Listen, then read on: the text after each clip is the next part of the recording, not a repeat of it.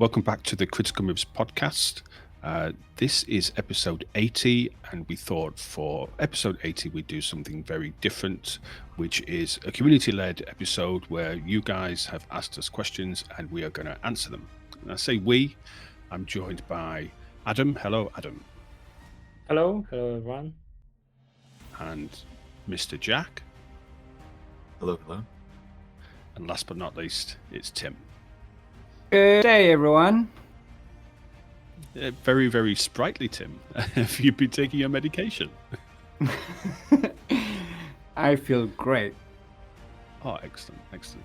Joe sent his apologies. Joe was going to be with us because we want to get everybody together here for this one. It's like a bit of a special episode, but Joe's feeling a bit under the weather, so he's not been able to join us, which is a shame because we had some very specific questions for Joe about how is his hair always so glossy and things of that nature. So we can't ask Joe those questions, but maybe I'll grab him afterwards and we'll stick them on the end. Who knows? But earlier, last month, some point, we put a post on our Discord server to say, we're doing this episode 80. It's going to be community led. Ask us your questions. And people submitted questions. And Jack and I, we were like, will people do this? You know, have we got the audience for people to actually bother to join the Discord and ask questions? But hey, they did. So I've got 15 questions and I've randomized them. And I'm going to just ask them for you guys and answer. Let's have a bit of a conversation about it. That sound all right? Mm-hmm. Oh, excellent, excellent. Okay. So from the top, and I'm going to come to Jack first for this one. And he doesn't know what he knows what the questions are because they're on the Discord, but he doesn't know the order that they are. This question came from Zenjag, and he said, what is your biggest gaming disappointment? Ooh, ever. Biggest gaming disappointment ever would either be Destiny by Bungie in 2014 or Starfield by Bethesda in 2023 or 2022. Both of them space games. Huge fan of Bungie. I grew up with Halo. It's like my favorite science fiction media of all time. And so they were following up with Destiny. I followed all of the concept art, followed all of the original developer entries on their website back before games as a service were a thing, back before game marketing was really that in depth or early access was really that much of a thing. And then they got kind of embroiled with Activision, and then the game came out, and then I bought it day one, pre-ordered it, played it, and I was much younger at the time. And obviously it was disappointing because you could kind of beat the whole game in one sitting on the first day. And then they just asked you for more money and more money after that. And this was like 2014, and that was unprecedented for games at the time. And then they introduced microtransactions, which were less common even at that time. So that was hugely disappointing. And Starfield, I would for that game for over a decade. I followed it from like the moment they did legal trademarks. Bethesda is my favorite video game developer of all time. And yeah, that game was just disappointing as hell on launch. So those would be my two gaming disappointments. But didn't you say that Starfield would be the non-strategy game that you'd recommend? I would, yeah. I mean, don't get me wrong. It disappointed me Hmm. personally because I'm such right. a space nerd. But it doesn't mean it's the worst game in the world, right? Like it's not the worst game in the world. It's just not as good as like the concept art or the selling of it to players, the expectations I had. see. But it is pretty good for a non-strategy gamer. There's like a lot of automation and logistics you can kind of set up, and they just updated it. It's much better after this update. So you were disappointed, but lesser people would still find it enjoyable. Is that the takeaway Smaller from this? minds would appreciate it for what it is. No, I'm just kidding. Smaller minds. But okay. it is. There's a lot of value for like the first few hours in that game. And then as far as strategy goes, if you just focused on that, I think you'd have a better time because story-wise, you're just going to kind of get as bored as I did. Tim, do you have any disappointments you'd like to share? Tons. We mentioned it.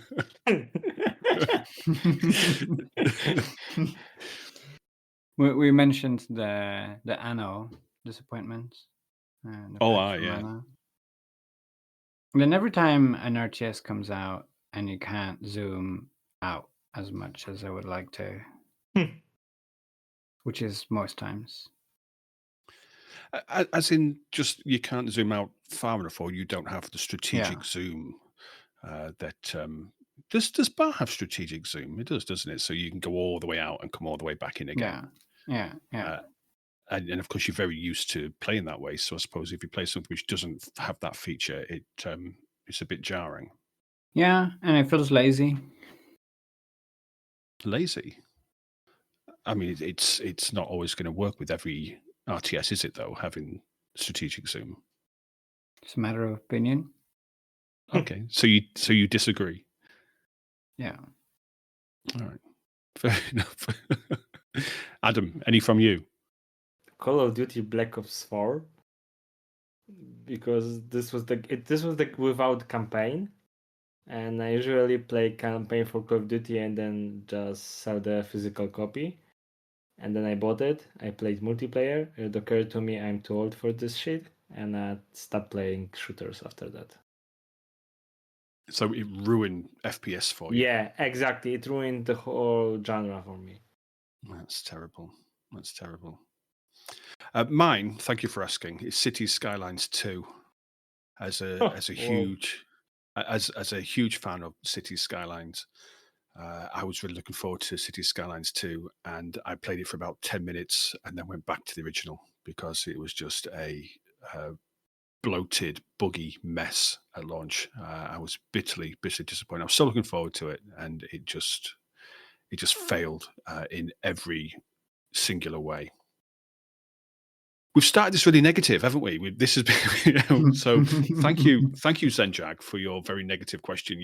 Everyone's just switched off, so that's fine. So we can just take the piss for the rest because everyone's stopped listening now, so it's fine. So I'm going to come to the next question, which is specifically for Tim, and it's from our pal Sir Nuno. Who submitted this question. And Nuno, actually, he's been messaging me. I think he wants to come back in some way, shape, or form, but I told him he's not welcome. So Nuno said, what kind of stats would Tim have if he was a bar unit? Oh. I have strong feelings about bar units and their stats. Well, I would imagine you would have. What would the unit be called? The Tim. the Timinator. I don't know. The Timinator. I appreciate fast units with high DPS, not necessarily high HP. Maneuverability. It's like a fast attack bot or a scout. Yeah. Diminutive. Information is power, you know? Well, so the saying. What stats do you think that Tim would have, Adam, as our because you love your time with Bar, didn't you? So yeah, I love it, but I stopped playing it quite a while. And I don't know. Probably Tim would have. I don't know. Okay, let's move on to the next question. I don't have a single idea. It's a very abstract question. Yeah, like I don't know. It would probably be flying unit. It'd be a flying unit. Yeah. 250 energy drain. Maxed out. You have to build like 8 power plants just to build Tim. I know it would be the unit that you need to always ask twice to come to the place. Like, okay, come, and then it's like, and you wait like 5 minutes. Okay, why he's not coming? Click right. Okay, I'm here. Don't worry. And then he teleports like instantly. Like, I'm here. So that's exactly like a long recharge time and not very responsive.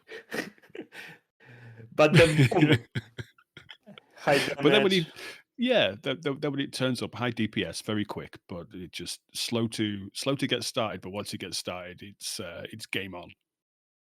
It's kind of a convoluted joke, but Discord is like, they did this whole thing this year where Discord's doing a big conference where they're trying to integrate Discord into games further. Like they're trying to make it so that when you play games with your friends on Discord, you're going to be able to see their inventories in the game on Discord, so you can request items for trade or give them items in game through Discord, or you can buy things from the game through Discord.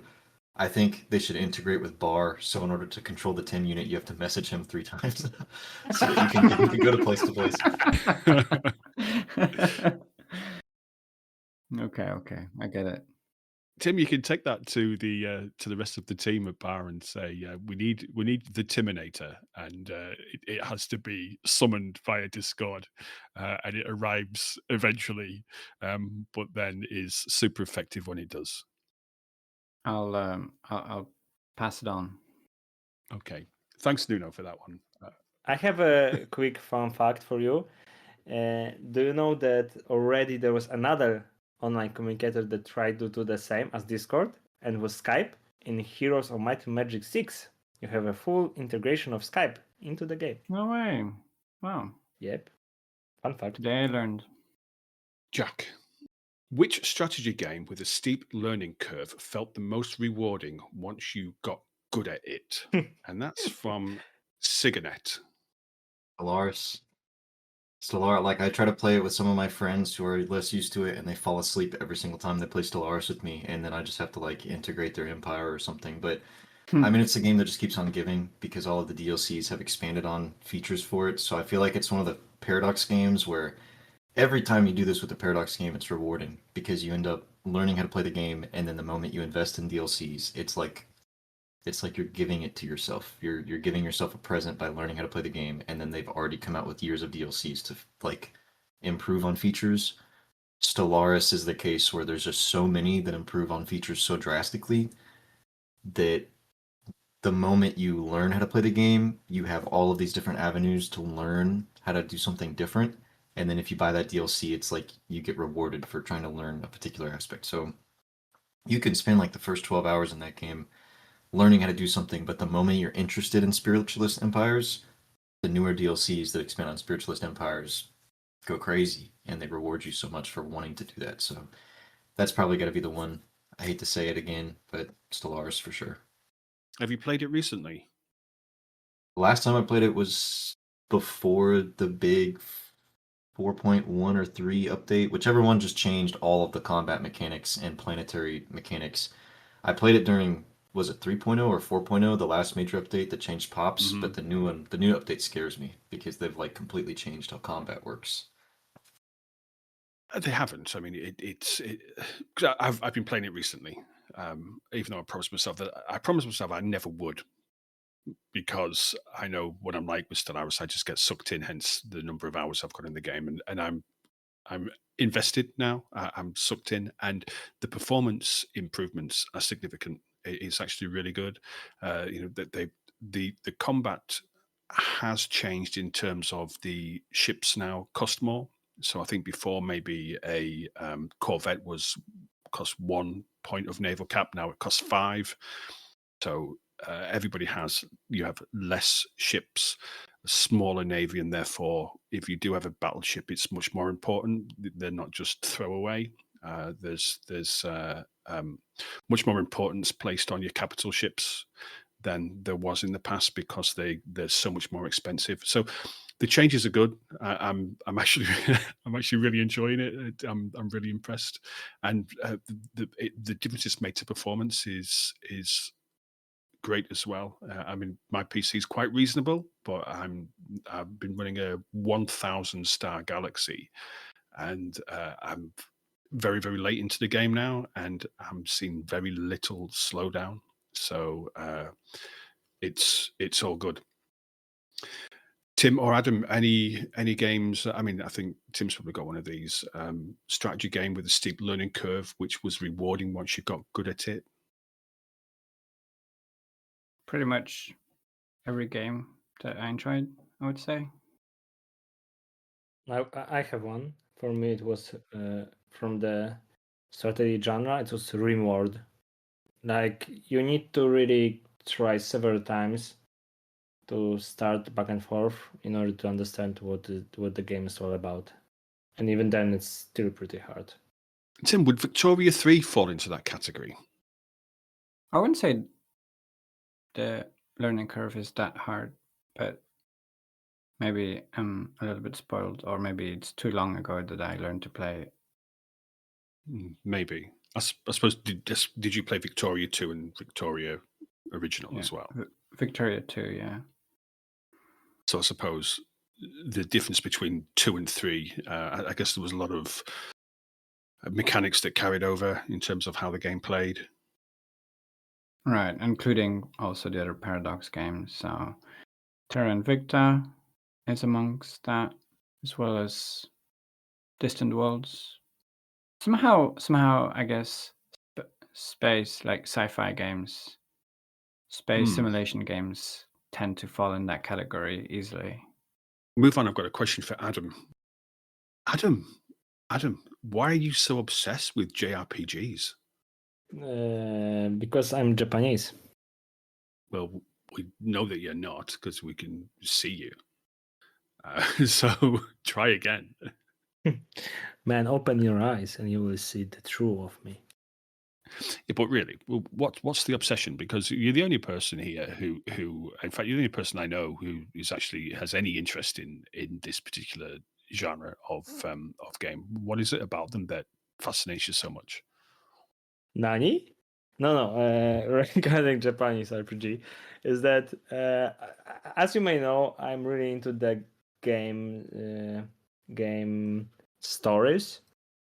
Many times I've already discussed Warcraft 3 and why the game was so meaningful to me. And regarding Japanese games and Japanese RPG, usually due to probably the culture that are created in they have really strange take on many things, and the story is really not predictable in any way. Because usually when you play Western games, the story is about, I don't know, win the war, kill someone, and I don't know, revenge stories are also common and so forth.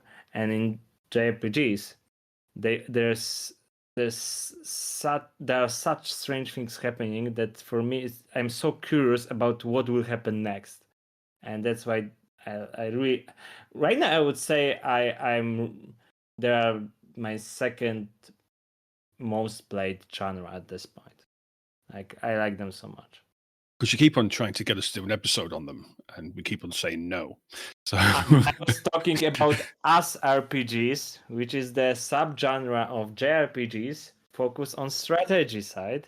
And these games, for example, consist of Final Fantasy Tactics, which is considered one of the best games of all time. So, and it has one of the best plots of all time. Anyway, I know that you would like me to show you some Japanese RPGs. Unfortunately, we are strategy game podcast, Al, so it won't gonna happen. Sorry, mate. okay, well, I'm quite thankful. So just to confirm, your obsession with JRPGs has nothing to do with hentai, is it? Next question, please.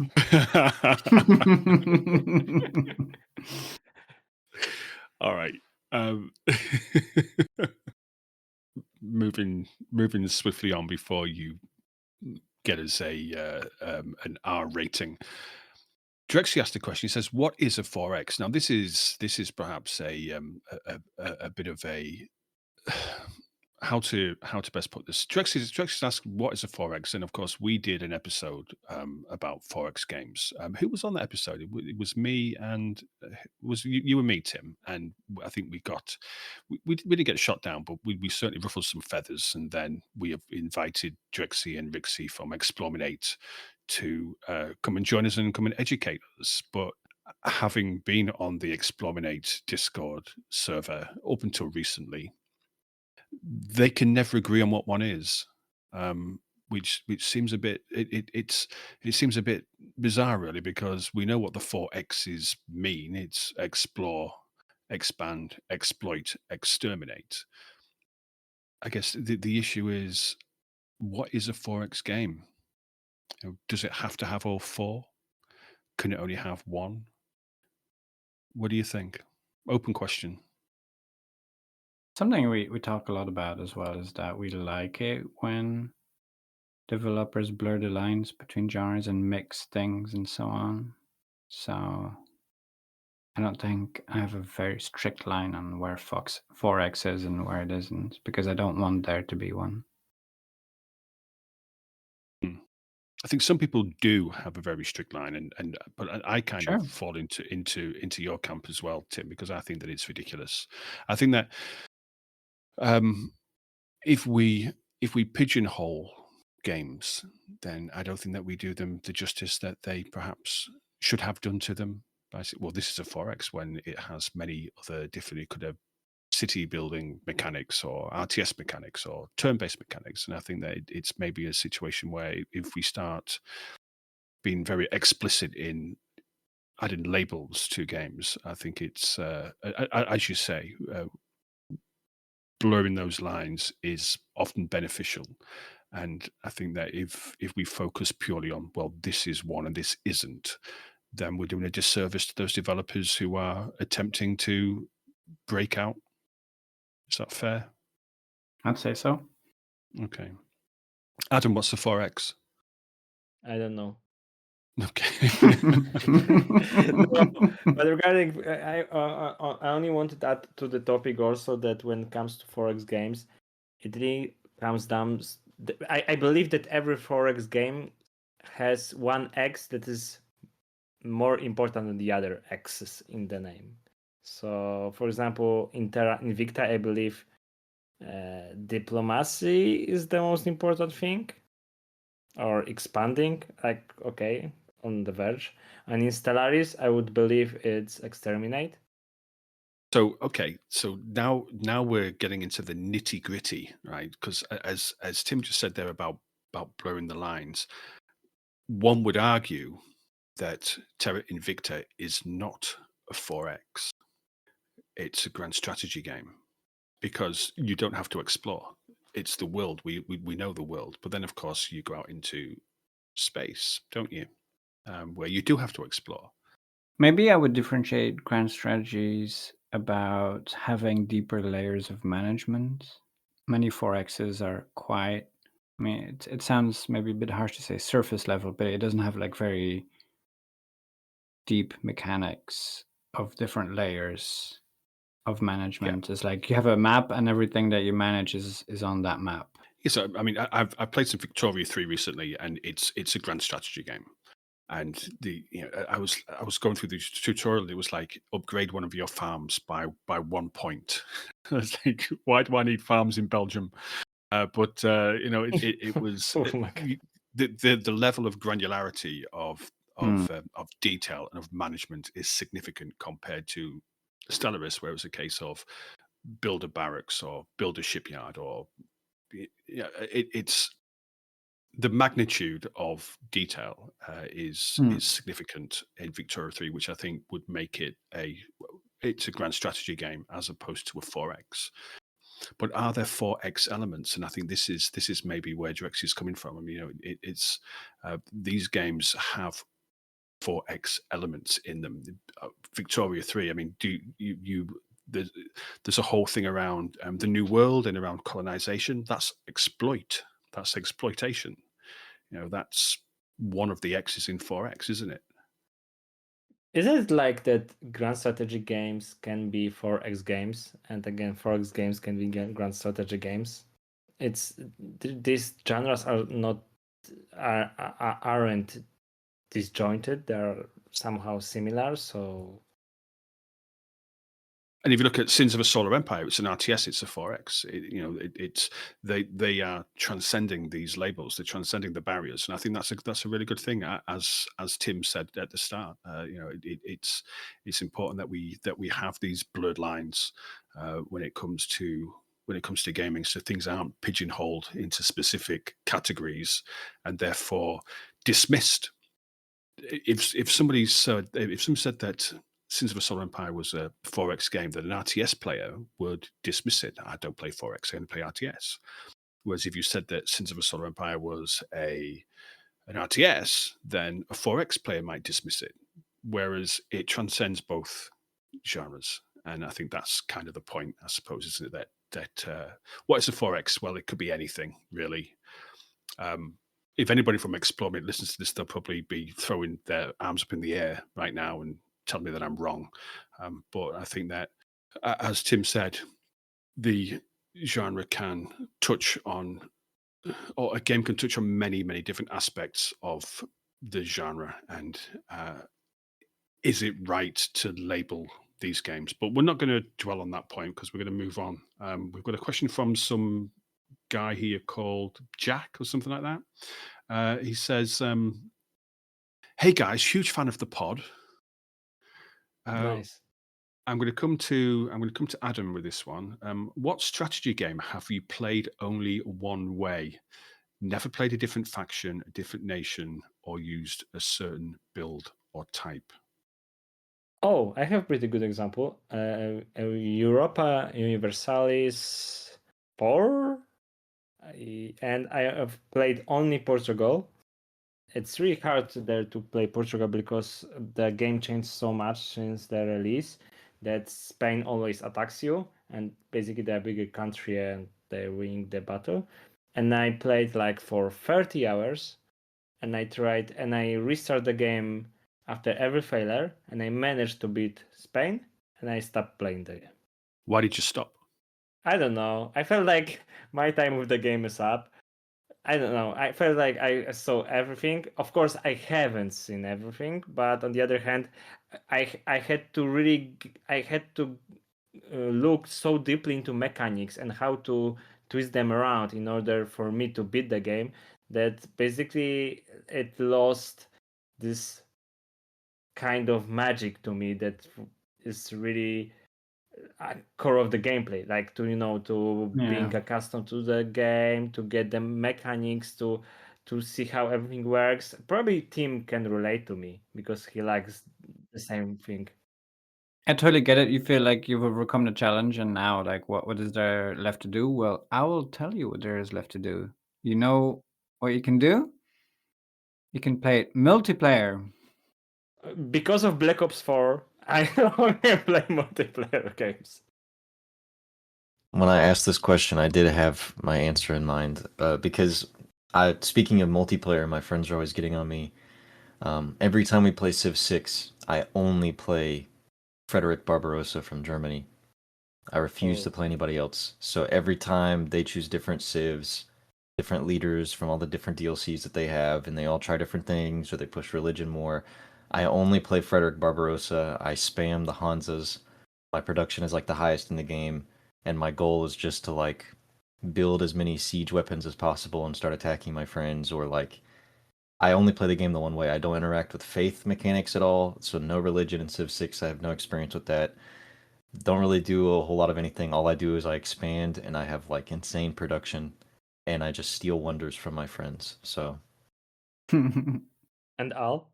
Okay, I'll try and explain this. I've played close to 7,000 hours in Stellaris.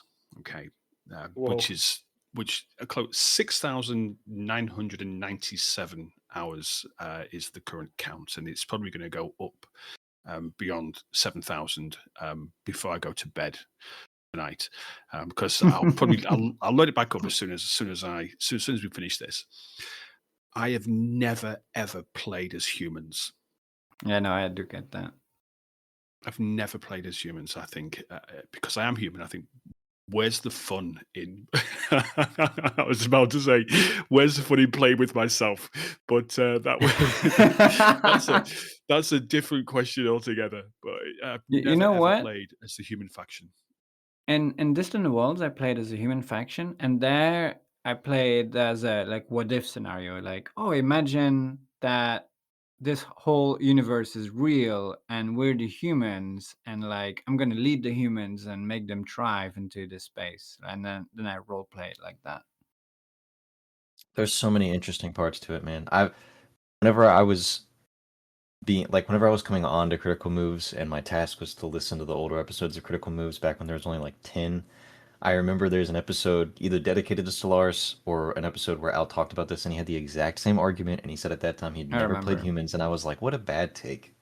What a bad take. Because there's like the tutorial for the game has you play as the humans and it's interesting because one of the first things they do is they pull a Star Trek the movie where they have you go out for the probes, like the probe anomaly.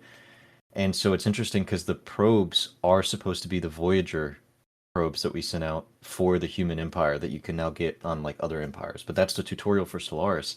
And it's interesting because in the first like 5 or so hours, you'll eventually reach the last Voyager probe that's been like Star Trek the movieified and wants to like attack you. And it's like an interesting plot line. And then you can play runs with the humans where you actually do give them like a spiritualist trait. So it's like, what if, um, like in the game series Mass Effect, I always thought it was really interesting because they have all these unique and interesting aliens, and they have something in the game that's not too much of a spoiler, but it's like, why are the humans even remotely interesting compared to all these cool aliens in the galaxy? And in the world of Mass Effect, they explain it's because humans have the highest potential for genetic mutation compared to any other species. Everyone else has the same like genetic traits, the same genealogy in a way, but humans are the only ones that are capable of having diverse mutations across their species so that we all look, speak, sound different. And that's pretty cool. So in Stellaris, sometimes I'll take the human empire and I'll make them have like latent psionic abilities. Because what if they're the only ones that are inherently tapped into the shroud compared to everybody else in the galaxy, kind of thing? You know, that stuff is interesting to me. But why, when you can be a blue alien instead? Why, I just think that you limit yourself so much by playing as humanity because we have, yeah, okay, so you can say, okay, well, maybe we will mutate, but there's so many options in Stellaris to be something different, to be aquatics or to be lithoid or to be necrophage. I love playing as like a necrophage empire. There's so many ways to explore it. Why would I limit myself to being a meat sack from some backwater planet orbiting a? Because you got 7,000 hours, Al. Because Yeah, yeah, yeah. you've played all these other empires. So, eventually, are you never going to be curious what happens with the newer DLCs where you get to play as a human empire up until like, maybe 100, 200 years into the game, and then humans have invested so much into cybernetics that they become robots, shed their organic body, and then become the crisis for the rest of the galaxy? No, never. Interestingly, because as I say, nearly 7,000 hours, and I have achieved 1% of the achievements because I never play vanilla. There's so many Because he's only mods. playing the blue aliens. He's only got one empire Yeah, type. yeah. No, I know. I don't just play. I play the synthetics and hive mind and pacifist aquatic fish people. There's, there's so many brilliant alternatives to playing as man, and I think I just think I'd be bored. But maybe I'll try it. But if I do, I will be the God Emperor of mankind, and I will 40k the hell out of Stellaris. But that's a conversation for another time. Thank you for the question, Jack. We're going to move on, and I'll come to Tim with this question. So the next question came from Skoub, and he says, people say that they remember strategy campaigns because they were charged with emotion. Warcraft 3 is a good example. It's my point of view that the cutscenes made that appeal. How else does a strategy game evoke emotion to a player? Yeah, I mean, we covered it already a bit, I would say, when we talked about that. A big thing is character-driven narratives, not just, oh, this is a big picture thing and this empire is moving here, but actual characters that have their own points of view, their own motives, characters that are not black and white, good and evil, but a bit more complex, a bit more gray, have a character arc. They change over the course of the story. So leaving Warcraft 3 aside, have you got an example? The Age of Mythology has a good campaign with strong characters that you root for, that doesn't always go as planned, that you follow along, that you feel a connection to. Adam agrees with you, don't you, Adam? Yep, exactly. And I believe that older games like when there are a lot of Eurojunk strategy games, for example, from Czech or Poland or Germany, they usually were smaller scale due to the budget, and they focused more on one or two characters for the whole plot, and it made feel everything more significant. So for me, for example, for friends from local neighbor countries, it was Original War.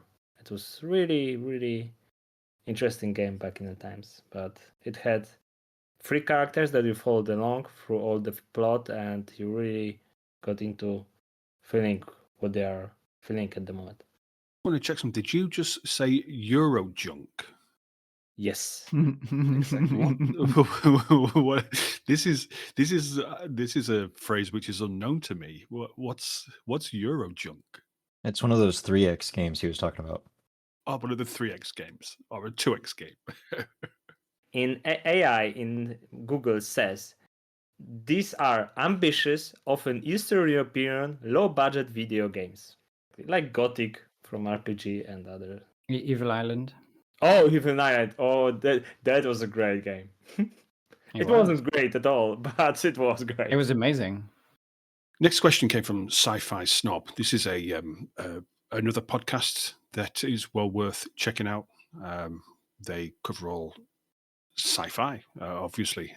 I was a guest on their podcast because I get around. So Sci-Fi Snob, worth checking out. Yes, Al the Slut. And Mr. Snob asks, and I'll come to Tim. He asked the question: Steam has a Total War sale on now. What's the best Total War game for a person new to the franchise to get started in? I have an answer, but I'm interested to know what you think. I mean, there's the obvious question first is if you prefer historical or fantasy. That wasn't part of the question. You can't answer a question with a question. You must know this. Well, I just did. So what are you going to do about that? I'm going to ask the question again. Whoa. What's the best Total War game for a person new to the franchise to get started in? Yeah, I'd probably pick one of the historical ones because it's easier to get into. You know what? I could even say something like Rome 2. I'm sure a lot of people would disagree with me on that, but I would recommend Rome 2, yeah. You think that's the best one for people new to get started in? Yeah, because it doesn't do the overly difficult complex thing that Attila does or something like that, but it still stays in the really classic time where I feel like Rome Total War really shines, which is the Roman time, like the starting small and then conquering all of the Mediterranean, and the mechanics fit well together, and you don't have the world map like you do in Empire or Napoleon. I would say Rome Remastered. Also understandable, yeah. I think it's slightly more modernized, of course, than the original. It's simple enough to get started, and I think that's the best place to start. But and Jack and Adam, you don't play Total War, do you? I'm getting into it. I did not play the rest of Empire Total War at your suggestion after it messed with my audio configuration. But I do have. I've since acquired Total War 3 Kingdoms and Total War Pharaoh. So those are both games I'm going to give a try. And I'm waiting for another sale, because right now it's Historic Total War on sale. I'm waiting for another sale to get into Warhammer. Zenjag asks another question. He says, what's that one game in your backlog that you keep thinking you'll find time to play, but never actually get around to? Everybody can have a stab at this, because I think it's quite open. Warhammer Total War. Yeah, exactly. I always wanted to play this game. Always. And I have it even on my Steam. And I have the first one and the third one, and I've never played it. Why not? Okay, so this is related to the question that we have beforehand. So we had this question about the mechanics that are too deep to get into the game. And for me, when I look at the gameplay of Warhammer Total War, I'm like, okay, this is too much to learn at this point. There's so many factions, so many heroes, so many things happening, like, and I don't have time for that for now. So your excuse is you don't have time to learn new things. Either that or I'm too stupid. You can choose one. Well, I mean, I'm erring on the side of stupid because Me too, to be honest, me too. But who knows? Who knows? I mean, Tim will agree. I would hope that, and I think we've probably covered this in a previous episode. Tim, the Total War games aren't difficult, are they? They're I think you actually described them as quite simplistic.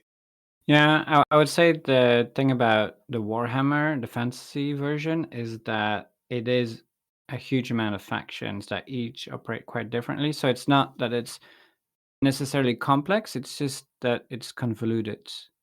That being said, if you only play one faction, so you only really have to know your faction, so that makes it easier. And okay, you encounter other factions, but when you take their towns over, you don't make their units, you still keep your units. So that makes it a bit easier. But then that's why I recommended the historical ones as trying out the Total War series, because it's not as convoluted.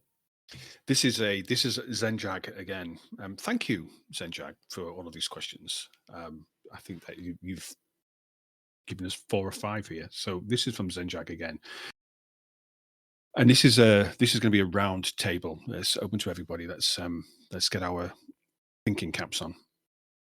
You are Dr. Frankenstein.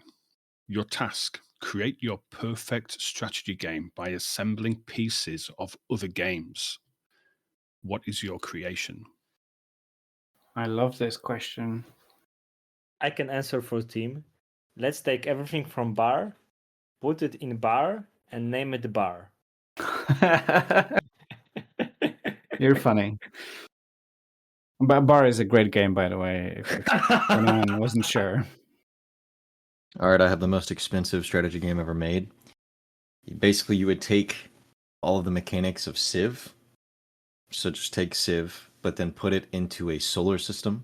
So every planet has its own Civ map, and then add in some space mechanics from, I mean, you could say Stellaris, but really probably things closer to like maybe Homeworld or even Endless Space. But essentially, it would be one solar system where each planet has their own Civ map, maybe on the side of like a medium or small Civ map for my idea of what would be realistic. And then, so the idea is when you play multiplayer, not only do you have access to a Civ map, but you have access to like 5 or 6 for all the different like actual solid planets in the solar system, and you would be able to build colony ships from space stations to go to those, and so you would be competing with your friends for territory across all of those planets. But you'd also have space mechanics like being able to build space stations in orbit for each planet instead of what you would consider like one solar system in Stellaris. And then there'd be all kinds of other mechanics like that. So additional mechanics would be when you do get to the planet, it becomes like a supreme commander, or bar if you want to be Tim. Sure, yeah. RTS battle for control of those planets. Yeah, it would probably have to be RTS because I'm imagining it multiplayer, and turn-based multiplayer is making my gray hair worse. And whilst you're engaged in this real-time battle on a planet, you can send in reinforcements and they arrive by dropship. And yeah, Jack, let's make it. Yeah, you got a few $1 million? Yeah. Just I'll check down the back of the sofa. I'm sure there's some loose change down there. Oh, I mean, we could do it as a community project. I mean, they made bar in what 18 months or something like that, didn't they? It's oh no, it's 20 years, isn't it? It's 20.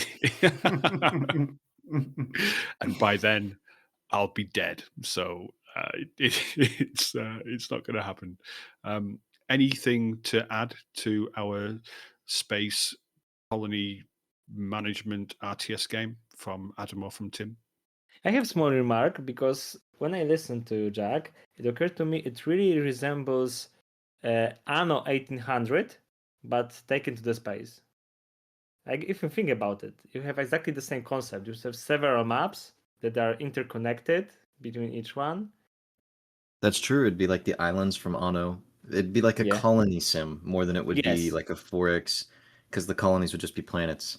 Absolutely. But it would be the idea would be like it'd be Anno, but if the islands were planets and you also were encouraged to build oil rigs between the islands if that was possible, you know.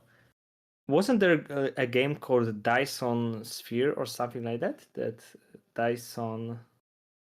I don't Dyson remember Sphere the name. program? Yes, exactly.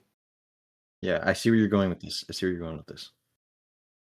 And no loading screens, so you can go from these two little guys, and there would be little human infantry fighting on the battlefield on a planet, and you zoom out with your mouse wheel all the way to a view of the entire solar system with no loading screens at all. Let's show 40K Total War how it's done. Yeah, man, absolutely, absolutely. Okay, if Zenjag decides to make that game, we want a cut of the profits, please, because it's our idea. If I can add something, a component, how about the budget of Star Citizen? Yes, yeah. Necessary, absolutely necessary. What are we going to call this game, Tim? Almost as good as Bar. Almost as good as Bar. Within reason. Within reason.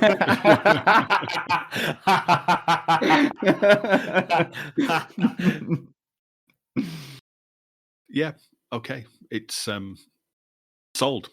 Let's make it. Moving on. Tim, do you think Bar will ever be a mainstream hit? I think it will. I think it will get a proper single player experience and a proper lobby and a proper matchmaking, at which point it will release on Steam, which will launch the game into mainstream appeal. I genuinely I believe that. Well, you're biased, aren't you? So, well, of course you are. Jack, do you think that Bar will ever be a mainstream hit? And feel free to disagree, just because Tim's here. No, I don't think so. So I'm glad you came to me with this because I think it could, because you'd have to lean on some angles for it, right? Being mainstream today means that content creators play it. It means that it has the public view on it. Bar, being as old as it is, has a long-standing history of existing championships, lots of playtime put into it, player bases that have come and gone. I could see larger content creators and a larger audience in the public view picking up the game if they take the already great UI experience and they make it just a little bit flashier, so everything looks consistent in line with the upcoming or like future narrative that Bar's supposed to have. Once the game fully releases, I think if they could lean into investing into the esports or championship side of Bar further, because I see the YouTube videos pop up, and I don't even play Bar that much, of like the 100 plus player battles that happen, right? And if there's content creators, like mainstream content creators that are going back to Age of Empires 2 every once in a while for fun, they will get into Bar and be excited by the fact that like I don't know, it's like opening up a treasure chest of lore or history. If a game that's 20 years old becomes popular and you're like, there's how many years of esports championships I missed, and while Bar isn't necessarily esports to the degree of like mainstream, it could be, right? Like they could have huge player battles, or they could have 1v1s like Tim's story that he told in the last episode we did together. And so I feel like people would be interested by a long history of like competition, and they'd be interested in picking it up, do more of that once the game goes full release, or if they lean into the community competitive side of things for content creators in the future. I think normal Twitch streamers would play the game. What is mainstream in this case? I mean, will we ever see an RTS become a mainstream hit? And I'm talking like up there with your Battlefield 6 and games like that. Is it just too niche to be mainstream? I think Age of Empires 2 was mainstream, right? Like, that's the game that people who've only played one video game ever in their life, sometimes it will be Age of Empires 2. But that was how many years ago? It's still being played today. Yeah, it is still being played today. But I guess what I'm getting at when I say that is that I don't get it wrong. I'm a huge RTS fan. You know this. Age of Empires 2 was mainstream when RTS was mainstream. You know, when you had StarCraft and Command and Conquer and games like that, when there was mainstream appeal for RTS games. We don't have mainstream appeal for RTS games anymore, do we? Yeah, but we talked about this. Like RTS is a very limited little niche, but strategy games in general, yeah. I think part of it is that the RTS didn't evolve much, and I think that's what's so cool about Bar is that it has evolved so much, much more than many of the RTSs I sometimes see being released lately.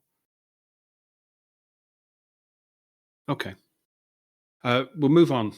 So I'm conscious of time. I've got a few more questions to get through. So I'm going to come to Adam. How much randomness and chance do you like in your strategy games? A lot. It depends, but a lot. Yeah, I'm this kind of player that, for example, in Civilization 5, which I play the most, basically I try to set everything to random and start the game this way. Because if you like learning the rules of the game while you play is a fun of itself for me, basically. And this was exactly the issue with Europa Universalis. When I knew most of the basic stuff, I lost whole interest. Yes.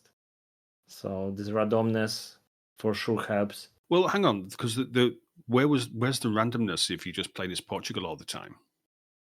You see, there isn't. That's why I stopped But playing the game. there is actually when the battles happen, it's random dice rolls. When you recruit a general, it's a random general. A random Portuguese general. I played the Europa Universalis for like, I don't know, like 10, 20 hours, and I played Civilization 5 for like 400 hours. So I could see a difference in them. I would say that randomness kills strategy. No, it's fun. I'm gonna back Tim up here because I agree. And there's Menace, for example. Menace was launched and they said there's no RNG in this. It's that there's no it's not random to hit chance. It's not rolling a dice. And a lot of people have pushed back to say, well, that's actually not the case. Because there is, and I think that Tim's right. If you have an attack and it says it's 95% chance to hit and you don't hit, that's taking the randomness to the extreme where it's taking the piss, really, isn't it? It's like, well, I absolutely agree with Tim. If I have, and I suppose it's with Bar, if you have a particular unit and you know that it's going to fire on another enemy unit, you want to know what the effect of that's going to be. Oh well, it missed because somebody rolled a dice in the background and it came up as a one on a D100. I agree. It takes the strategy out of strategy games if there's too much randomness. And I disagree. And to exemplify it, often when you read reviews of games like XCOM, Evil West 2, and Menace, and other games like that, and there's often this idea that if the game is not random enough, it's more of the puzzle game, not strategy game, because solving a puzzle is about always having the same steps in order to solve the riddle, the puzzle, and that's what are the battles in this kind of games. And if you give randomness to the whole stake, basically you need to have strategy in order to deal with this randomness, and you cannot predict everything in strategy. There's a way to solve that, and it's called incomplete information. So you don't have any randomness, but you don't have all of the information. You first need to gather the information and then act. So we get to the Schrödinger cat because if you don't have enough information, it's either yes state or no state, so it's random. No, I think that again, I'm going to push back on that, Adam, because I think that you're wrong, and I think that it's a situation where if I have a strategy or tactics and I've worked to get to a position where I can make an attack through superior strategy or tactics, and then there's a random dice roll which says that I missed my shot, even though my strategy and tactics were sufficient for me to be able to make that shot. That's just not cricket. Sorry for being English there, but it's a case of, well, hang on, this is a strategy game, so therefore my strategy was effective, and I failed purely because of a random roll. That takes the strategy out of strategy games. I disagree, and I can give you even more examples, like even chess and the rules of games. But let's make maybe another episode about this. This is a good idea for another episode. No, not even that, because you've just mentioned chess there. So is chess a puzzle game or is it a strategy game? It's not. It's not. It's proven. It's not a puzzle game. It is or it isn't. It's not a It puzzle game. isn't. No, it isn't. It's proven even scientifically that it's not a puzzle game. But there's no chance.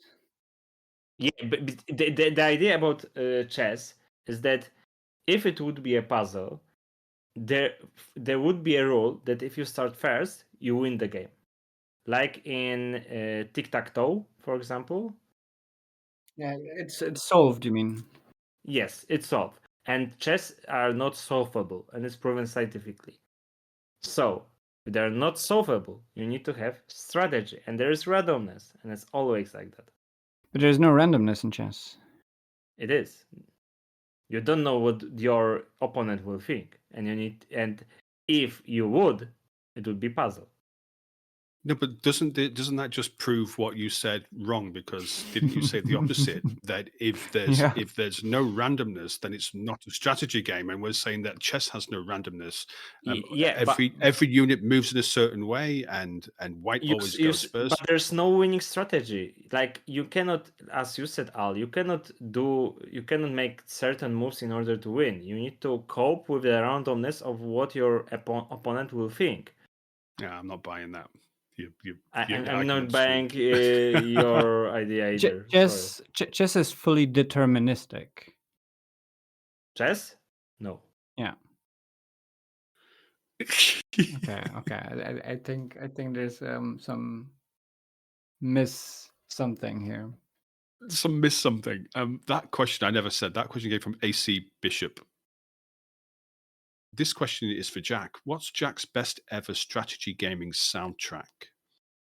Okay, so I'm a big fan of obviously Stellaris, but also Halo Wars 1 has a pretty fantastic soundtrack, as well as Anno 1800 has a pretty good soundtrack. And then obviously like Civ 6, that was the first soundtrack in general for video games nominated, and I think that won an Emmy in the first year they allowed the category for video games, for Baba Yetu, the opening track. Civ 4, you mean? Was it Civ 4? Yes. Okay. But the point still stands.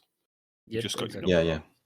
Now, never mind. I won't get into it yet. I was going to say the music for Civ 7 has been absolutely horrible, but Civ 6 had a good soundtrack, and Civ 5 and 4.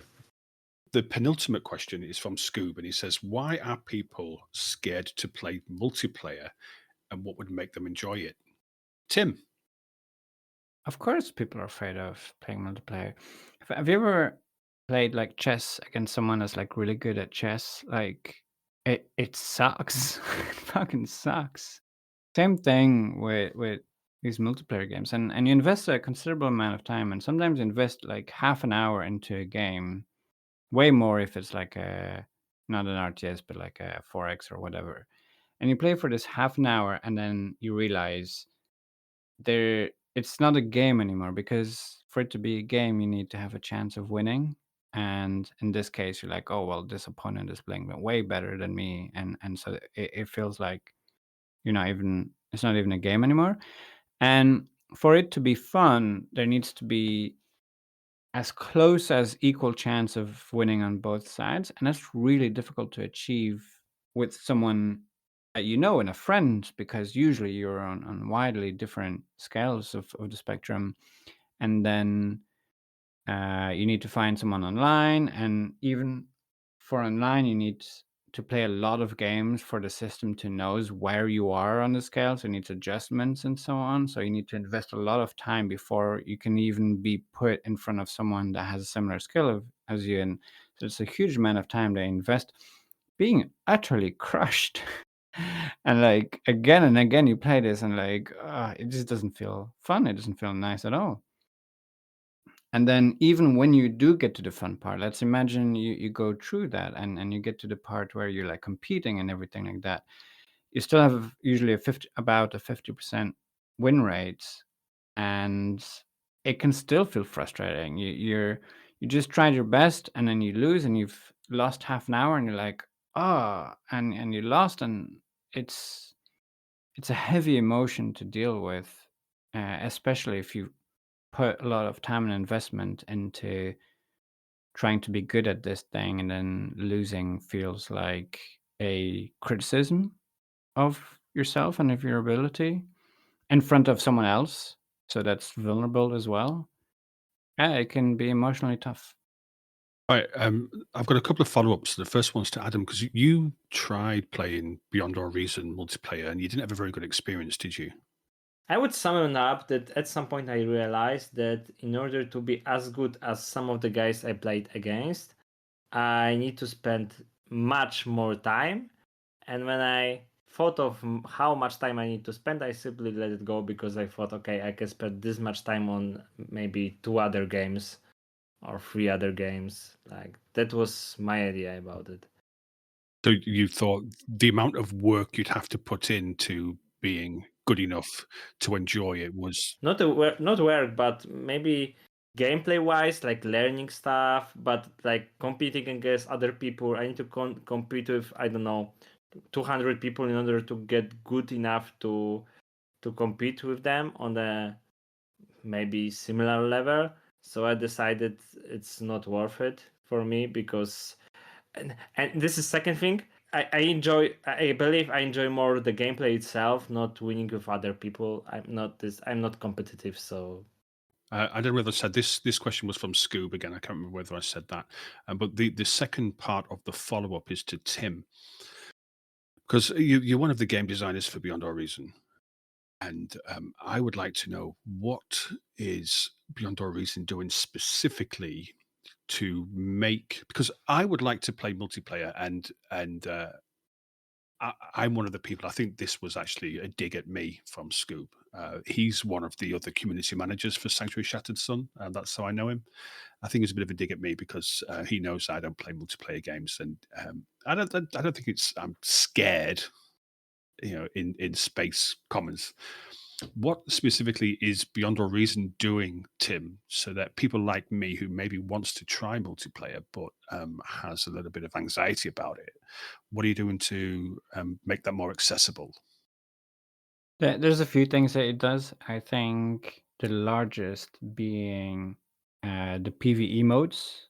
And there's multiple PvE modes where you don't compete against other players, but you can still play multiplayer together as a cooperative. And this allows for the competitive element just to be completely gone. So your ego doesn't have to be hurt. You can just cooperate with your teammates in trying to reach the end of the PvE, and feel good about that together without anyone feeling bad about it. And then even if you fail, like it doesn't feel that bad because it's an uneven. You don't play against other AI that has the same as you. You play against like waves of enemies that are generated, so it's not symmetric at all. So you don't have to feel bad even if you don't make it to the end. And I suppose if you do fail, you fail together as well, don't you? So that kind of Exactly. takes the sting out of it takes the sting out of the failure because everyone sucks. So Yeah. And the single player campaign that is being worked on will also have co-op as well. So it will have a storyline with a multiplayer component, I think, which is absolutely amazing. And on top of that, the more competitive oriented multiplayer games, there's also the free for all version. So you're one player and against everyone else and everyone together. And that's also not that anxiety driven, because it's, if you do well or bad, it's not that big of a deal regardless. And then even within the team based competitive modes, you play to 8 versus 8 players, and on special occasions even bigger, up to 100 versus 100 or something like that. But in the 8 versus 8, that means that you have a very small responsibility on the map, and that means that you don't carry this full load of, you have to think of everything. You have to defend air, you have to defend against this, you have to expand there. You only get assigned a small responsibility, especially on some maps, even more so, that are more narrow. And then it's a much more relaxed experience where you're like, okay, I'm taking care of this little space on the map and I'm trying to do my best here. And if I do good, great. If I don't do so good, my teammate that's next to me is going to help me out. So that's okay. Final question. Final question. I just want. This is also from Zenjag. So thank you. He's clearly the MVP of this episode. We'll come to Adam first of all. What is your all-time favorite faction from a strategy game? It says what characteristics, mechanics make that faction stand out, but I'm just going to stick with the first bit. What is your all-time favorite faction from a strategy game? Because we're running very, very short on time now. I would say Nod. Why not? The Brotherhood of Nod from Command & Conquer. Yeah. I loved it. Okay. Jack? Frederick Barbarossa. From Civ.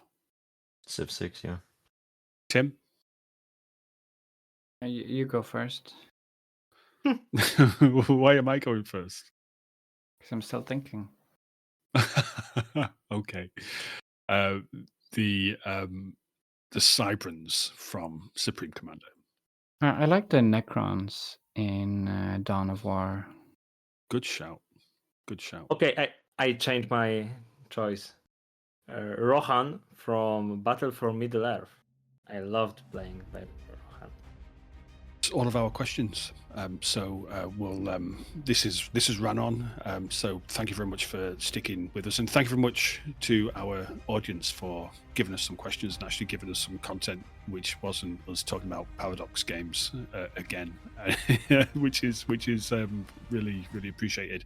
So Adam, Jack, and Tim, thanks very much for coming and joining us. It's appreciated. And if you listen to this for the first time, visit criticalmovespodcast.com and you'll find all the links to get involved, links to our Discord, to our forums, to all of our social media. Come and talk to us, come and have a chat with us, and come and tell us the channel with these questions in it is still open. Come and answer the questions yourself. Tell us what you think. And thank you very much for listening or watching if you're on YouTube, and please follow, like, subscribe, whatever. Please the algorithm gods. This has been Critical Moves. Thanks for listening. Take it easy. Goodbye.